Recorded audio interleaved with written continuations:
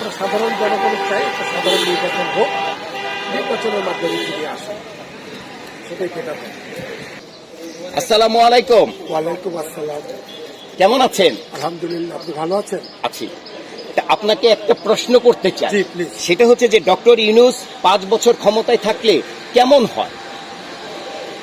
এটা আসলে খুবই তো একটা নির্দলীয়, আমাদের দেশে যে একটা ইলেকশন সিস্টেম আছে, আমার মনে হচ্ছে ওনারা যথাসম্ভব যত তাড়াতাড়ি সম্ভব একটা সাধারণ নির্বাচন দিলে এটা ভালো হয়। 5 বছর ক্ষমতায় থাকা ছেলে যেহেতু অন্যান্য রাজনৈতিক দল আছে, তারাও এটা ভালোভাবে দেবে না। আমরা সাধারণ জনগণ চাই একটা সাধারণ নির্বাচন হোক, নির্বাচনের মাধ্যমে যদি আসে সেটাই কেনা হয়। আর আমি আরেকটা প্রশ্ন আপনাকে করতে চাচ্ছি যে আগামীতে কাকে প্রধানমন্ত্রী হিসেবে দেখতে চান?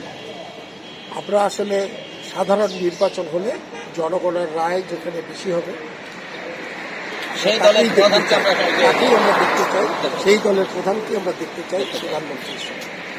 এখানে আমার নির্বাচিত কারো নাম বলে, যিনি ইলেকশনে জয়লাভ করে আসবেন সেই পার্টির প্রধানমন্ত্রী হবে, এটি আমরা আশা করছি।